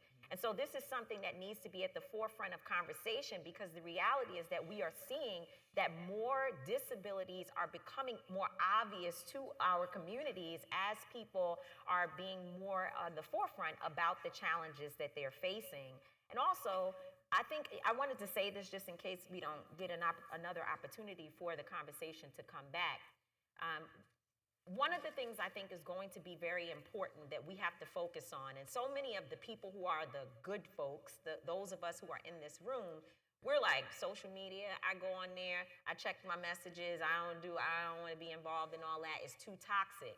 But misinformation and disinformation is going to be one of the most important, it is one of the most important issues of our time because it is being used to create the mess and the divisions that are tearing up our communities and our movements. And so one of the things you can do is just go home today and say, I'm going to be more active on social media. When I saw Mayor Baraka today, I said, oh, I saw you online getting them straight. And he usually will not at all engage, but we have to do that work in this moment. And I'll give you an example of how the disability conversation and misinformation go together. Under this umbrella of the attack on DEI, disabilities was a part of it. Yes, that's right. Absolutely. Yes, exactly right. Disabilities was a part of it. That the defunding of DEI also impacted people who are other abled. It was not just Black women. I don't care what the data says that white women benefited the most in the Latino community, and that may be true on the front end, but on the back end, when they said an attack on that DEI is illegal somewhat, they were talking about our communities. Right. And they defunded programs and opportunities for people who look like us and for folks who are dealing with general issues. What they said is that we're not capable, right? That we don't have the expertise and the experience. They use disinformation and misinformation as an opportunity to get even some of us in this room to believe that we don't need DEI. Right. And so we supported and/or some of us shared the stuff. Others of us said, oh, I'm not worried about that. That's not one of my issues because those people are not capable. They are not experienced enough. They should not have been in those positions. So when you leave here today, one of the things you can do is just sit down at your computer and while you're checking out what's happening with the housewives and whether or not Usher is going on tour and how expensive those tickets are and all the other crazy things that I love also. Trust me, I'm up on it. I see the new cast on the Housewives. I'm loving Pinky Cole. She's amazing. I'm loving all the different people who are now a part of that franchise. But guess what? I have to have balance. And the balance is that I have to have difficult conversations in spaces where lies are being told about us to make it normalized, to make it okay, to disenfranchise our communities. So there is so much work to do to go home from here. And as Governor Moore has said here today,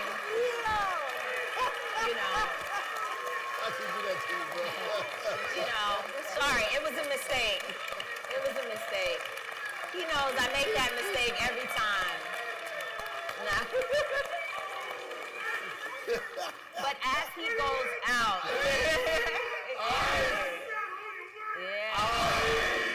but as he goes out to do his work, and as Mayor Baraka comes under attack all the time because he is a radical Black elected official, and he owns that, accepts it.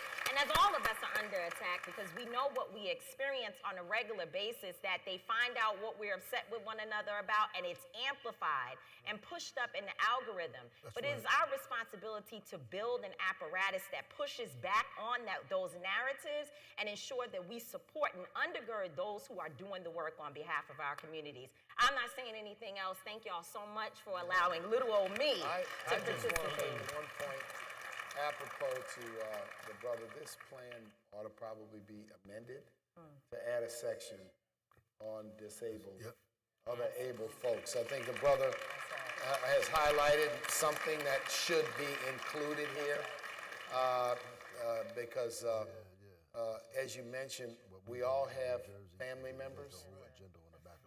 And one of the things that I know, because I've witnessed it in my own family, is just awareness versus condemnation of people that may have disabilities, right? An awareness that it is not behavioral, right? That it is something else, and it requires some sensitivity and some understanding and awareness. And that's part of our community's growth and maturation. You can't address it if you don't understand it is something that is not necessarily behavioral, that someone's not choosing to be a certain way. So, and what I've learned about disabilities is that there are multiple types. We tend to think of physical disabilities, but that's not the only type of disability that people sometimes face. So I want to join in giving the brother another round of applause. for bringing a point of awareness to us. Mayor, just let me add this real quick. I think that we have to understand the importance of a plan. Your plan here is important, but everything that we have been talking about today came from a plan 2025. That was a plan put together by think tanks and conservative people who've been talking really about this crazy stuff for 50, 60 years. But they put it together in a plan. And a young person told me the other day, he said, Councilman, do you know that almost 60% of the things in 2025 have actually been actualized? Now, Trump said he didn't read it. I believe it because he doesn't read. But the question is, they are actually using that as a playbook for what they are doing. This is not just random stuff they're doing. It is a calculated, orchestrated, thought-out plan to not make America great again, make America white and Christian again. Brother. Is somebody over there? Yeah. Yes, good evening. My name is James R. Morgan III. I'm a proud member of the Mu Lambda chapter of Alpha Phi Alpha Fraternity Incorporated in Washington, D.C. I'm living a dream right now because I got my hometown mayor, Ras Baraka, and my governor, because I'm a resident of Prince George's County, Maryland, in one place. So my brothers whom I love dearly. My question is very simple. I like where this plan is going, but I wanted to address one issue that I don't think we talk about enough, particularly in our community, which is the student loan crisis. That is something that is really, really holding back, I think, a generation economically, home ownership, et cetera, et cetera. Governor Moore, I know a lot of your policies because I've been able to and I thank you because I've been able to utilize some of them. But can we talk about how we can expand student loan forgiveness and things of that nature? Because we're really holding back not only my generation, but generations to come economically in America. And it's something that I think we really need to address because it's going to cost America dearly in the decades to come. Can we touch on that, please? Absolutely. Thank you, good brother. And always good, it's good seeing somebody from gorgeous Prince George's out here too. Yes, sir. Yes, sir. So first, let me tell you, I could not agree with you more on this idea that when people talk about student loans, part of the challenge of student loans is that is then going to help to determine everything that you will do from here on out. That's right. It determines the kind of jobs you can take. It determines the kind of neighborhoods you can live in. It determines what you can end up doing for your families based on decisions that we oftentimes are having people that are taking on. And whether they're taking on those loans from the age of 17 and 18, or whether they're taking on those loans at 25 and 26 and 27, these are things that then end up sitting with you and then you end up carrying. Not to mention the fact that we're still seeing a situation where you're watching interest rates continue to jump and interest rates continue to rise, that you have people who they are just trying to pay off the interest on the student loan. So those things continue to sit with you. So you're absolutely right. On a state level, we have actually focused on things like student loan forgiveness. I'm a big believer that if people, especially if people are entering into whether they go into entrepreneurial activities or whether they're going to public service activities, that there's a measurement of forgiveness that we should be able to provide and that we are providing in the state of Maryland. The thing we've got to be able to do, though, is we need to make sure that Washington can get on board on this because the vast majority of student loans are not coming from states. It's federal. That's right. The vast majority of student loans are federal loans. That's right. And so when we have these folks in Washington, D.C., who are doing nothing to be able to deal with the fact that we have so many people who are not just accumulating loans, but it's also keeping them from being able to do things like taking out home loans or taking out supports for their children. That we're seeing how, and especially how this thing being disproportionately hit on the black community, we have an obligation for folks in Congress to be able to move on this. And so it goes back to President Morial's point earlier. Who sits in these seats matters. Who we have advocating in these areas, it matters. And so, and I'll say one last thing. It's one thing that we're working on. I'm currently, the other governors, I was thankful, they selected me to be the vice chair of the National Governors Association. So in June, I'll become the chair of the Governors Association.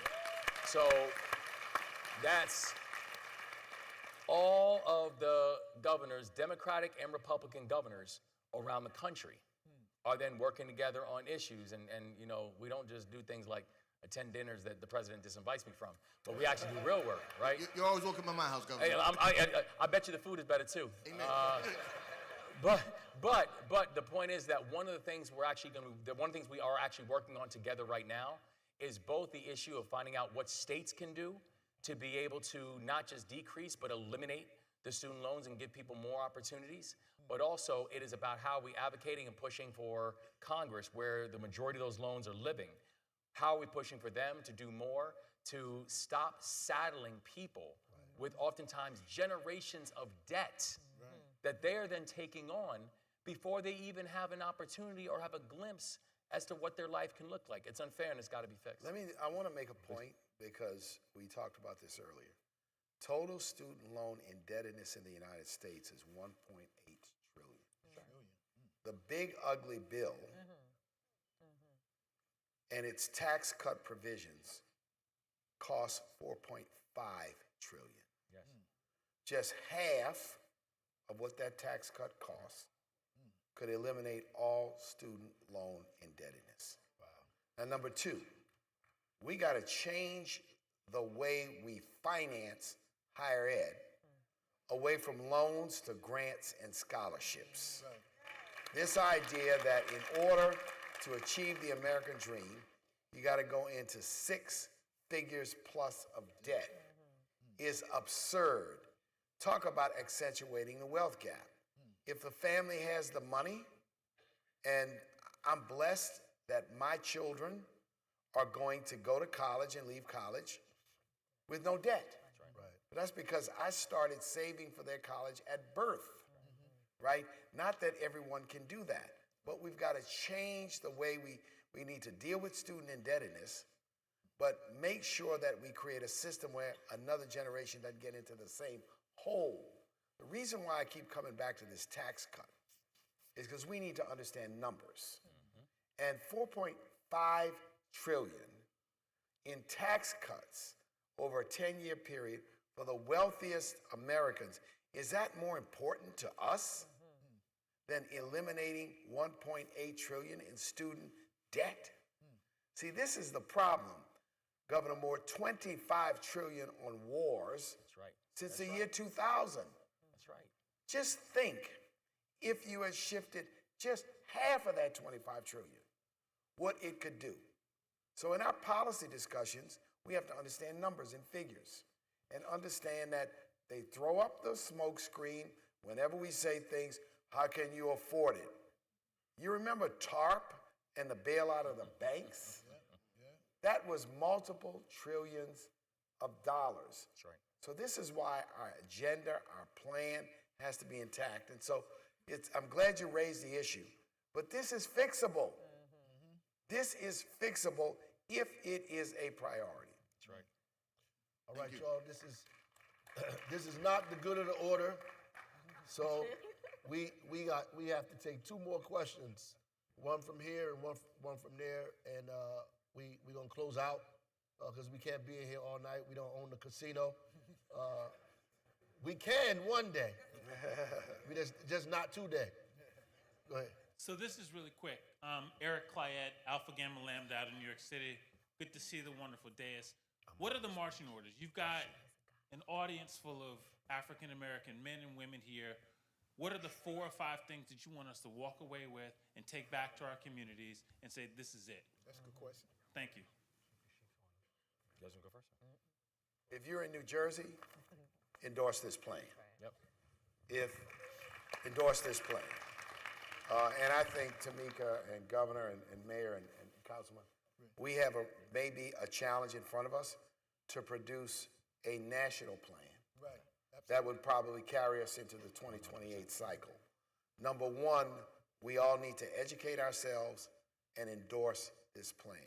Number 2, we need to make a commitment as a community that we're going to have the most massive voter turnout in modern American history with these midterms.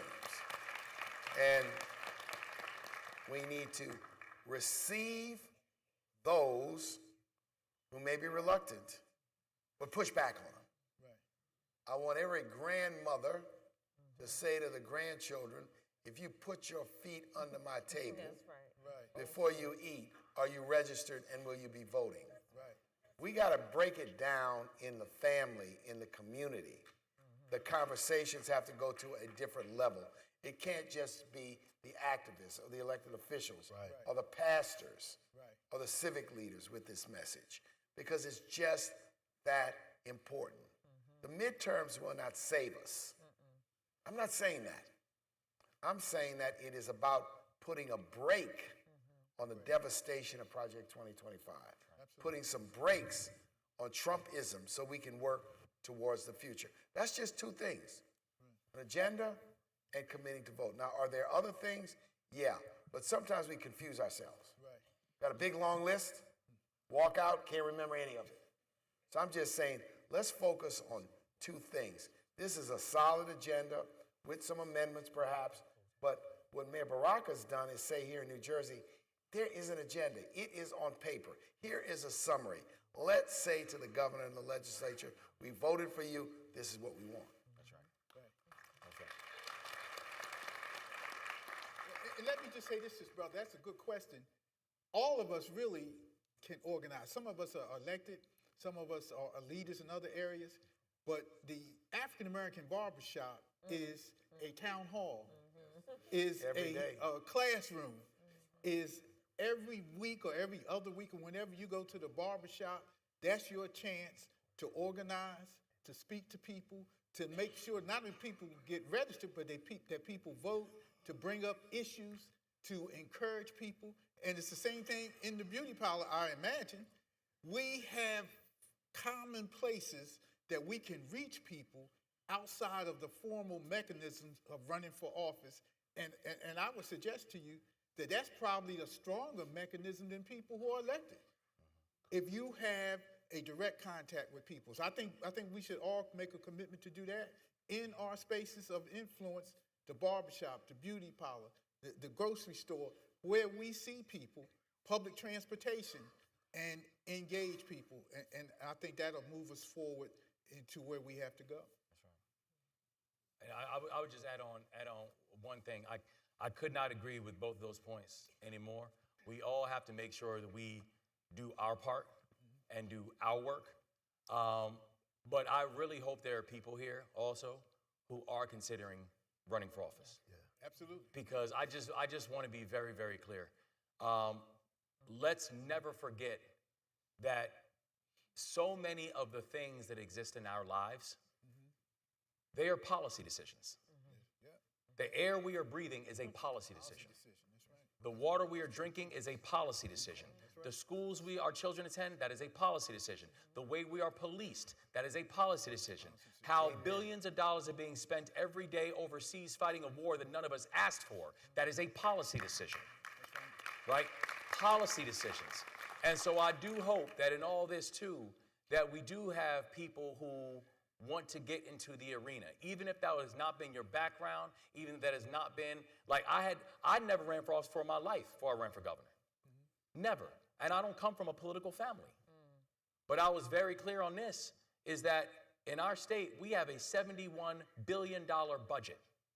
Do you know who introduces it? The governor. Right? Every bill that happens, every law that takes place in the state of Maryland, they're all laws on a whole bunch of different things, but you know what every one of them require? My signature. We need people getting into this arena. Yes, sir. That's right. And who understand the power of these decisions that are being made, and do not let somebody else, especially people who not have your best interests at heart, let them be the ones who are making the decisions that are somehow now going to influence you and your family for generations to come.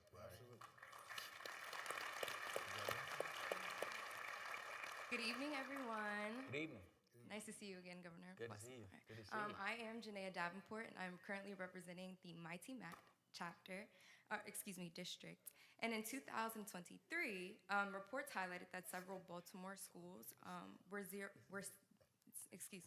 zero students were proficient in math. My question to you is, are there any specific interventions that you have put in place to kind of bridge that gap? And then also, I think a lot of that is kind of related, piggybacking off of what the brother said earlier, to learning disabilities and the fact that there aren't a lot of resources given to Black students, in particular like inner city schools, in order for them to get the necessary resources for them to test for that stuff. So are there any interventions, policies put in place for us to rectify that? Absolutely. And thank you so much for the question. And by the way, and thank you for your work too. No, sincerely, thank you for your work. You know, when we first came on board, I knew that one of the real focus areas we were going to have for our state was going to be how we're going to lift up Baltimore. And I know a lot of people came in and said, well, of course you say that, you're a homer, like, you know, that's your hometown. It's like, no, I don't say that because I'm a homer, I say it because I'm very good at math. It's our state's largest city. And tell me a single state in this country that is clicking on all cylinders when the state's largest city is not. Right? That there's a reason that we are going to prioritize what is happening in Baltimore. And, you know, there were results like the ones that you mentioned what happened with our schools. You know, we saw how in 2022, the year before I came on board, how Baltimore is averaging almost a homicide a day. That we saw not just neglect, but I'm talking like generations of neglect.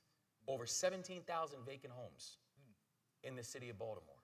That Baltimore was the seventh hottest heat island inside this country, and why it had an asthma rate of double what we saw in the state of Maryland. And it wasn't because our children's lungs were any weaker, it's because the amount of environmental injustice that our kids were being forced to grow up in. And so we've decided, since I've been the governor, to take a very concentrated and frankly a very resource intense approach in the way that we're going to deal with so many of these issues. And we've now seen, if you take a look at the issue of education, for example, that we have now seen that the state of Maryland has now jumped 20 states when it comes to reading scores, and now every single grade in both math and reading have now elevated since we've become the governor. But that doesn't happen unless you look at what's happening in Baltimore, because the shifts in Baltimore have helped to lead the state. The same thing when you're looking at public safety, that, you know, that since we've come on board, the violent crime rate in Maryland is down nearly 50%. That is a faster drop than anywhere in the United States. And in Baltimore City, for example, the last time the homicide rate was this low in Baltimore City, I literally wasn't born yet. That's what we've seen now in a matter of 3 years. The thing that we've got to make sure we focus on when it comes to education, in my opinion, is a couple things. One, we have to make sure we're starting earlier. Yes. Because if 80% of brain development in a child is happened by the child is 5 years old, why are we starting school at 5? Right? So we're starting earlier for our children. We've got to make sure that we're also getting the families involved and making sure that it doesn't just include having the parents and the grandparents involved, but also all the other support systems, things like making sure that we have free breakfast and free lunch for our kids. Because if a child is hungry or if a child cannot see the board, they are not learning when they're inside of that classroom. And then, to your point, is also focusing on the other mental health supports that then exist. Because when you have children who are growing up in trauma, when you are having children who are existing in this consistent state of fear, when you have children who are dealing with various measurements of PTSD as they are trying to also comprehend their ABCs, that child is already going to be at a distinct disadvantage. And so I'm thankful that the work we've been able to do in just 3 years to be able to make improvements on all those things. You'll see that the same indicators, they do not exist in Baltimore right now. But we're also very clear that we've got more work to do, because we're not just trying to improve some test scores. Frankly, what we're trying to do right now is address generations of injustice and actually create a new type of belief and a new type of expectation that all of our kids can then come up in Baltimore City and all throughout the state. Right? Thank you. Thank you. So, I just, 1, 2, we can hear me? I want to first thank all of the panelists for being a part of this today. And I want you to take one thing with you. For many of us, or most of us in here, this is our third space. And spaces meaning the things in our lives that have the most impact. Either our home, our work, and our fraternity or our sorority. Some of us is our fourth space. Because if you include church or the masjid in it, this is our fourth space. Many of us out there don't have a third space because they'll never be in this room because they can't go to college. So never being here. So they don't have a third space. They're not going to be in a fraternity and sorority. They're not going to go to church. They're not in the masjid. They have no space for fellowship, for spiritual growth, where steel sharpens steel, where ideas are born. And I want to put it in context for you. The church for black people was our third space for a long time. In fact, it's where all of our elected officials came out of.